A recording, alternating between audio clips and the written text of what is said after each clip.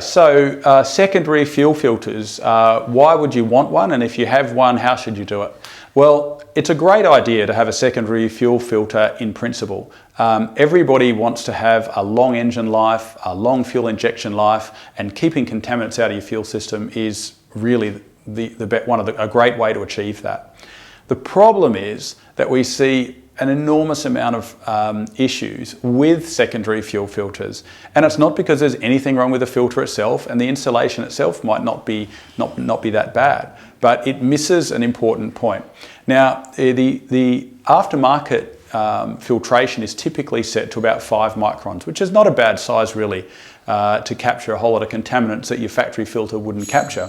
Plus, it also gives you a visible check on water and things like that might be getting in your fuel. The problem is that on all Japanese vehicles that we've ever seen, they draw the fuel from the fuel tank, okay? So they don't have a lift pump like a petrol engine, where there might be an in-tank pump or something like that, forcing the fuel to the front of the engine. The fuel pump itself, a common rail pump or maybe an older style VE pump or something like that, they draw the fuel from the tank. And they struggle enough as it is sometimes with the factory fuel filter. But you put a 5 micron filter, you're causing it to have an enormous vacuum between the fuel tank, the fuel pump, which is trying to pull the fuel towards itself, and this huge vacuum ends up causing quite a lot of contamination issues by air ingress. So we see, like on older vehicles, or not even that old, I mean, 10 years old, for example, where the primers are on the V8s and so on, they can often get air in around there, especially if they've got a vacuum on the tank side of it. So you don't want air in. If air's getting in, contaminants are coming in with it. And air and diesel does not work very well at all when it comes to combustion. So a lot of the times we see vehicles with black smoke. Sometimes it can be caused by air getting in, and air contains oxygen, so it seems counterintuitive.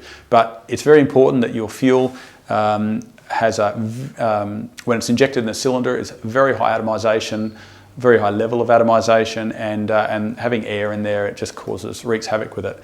So that's that. So what do you do about it? I mean, if you really want one and you're living in a remote community, or you've got suspect fuel, or you're touring and you never know what you got, we'll just fit a lift pump, okay? So fit a lift pump, a low pressure lift pump. You don't need a whole lot. You just need anything more than 0 is pretty much, but there's a lot of pumps out there, in that 3 to 6 PSI range, and you fit it up near your fuel tank and just have positive pressure to your fuel pump, and you've just solved the issue. A nice little upside of it is if you run your vehicle out of fuel, which I really recommend you don't, because your injection system, your pumps rely on diesel for lubrication.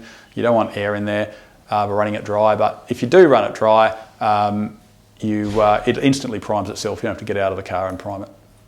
Thanks so much, guys, for watching. If anything that you've seen today has prompted questions from you, or you feel that you would like more detail on some of the subject matter that we've covered, it's certainly a really big subject matter. Subscribe and put your comments below, and we'll attempt to answer them in the next one.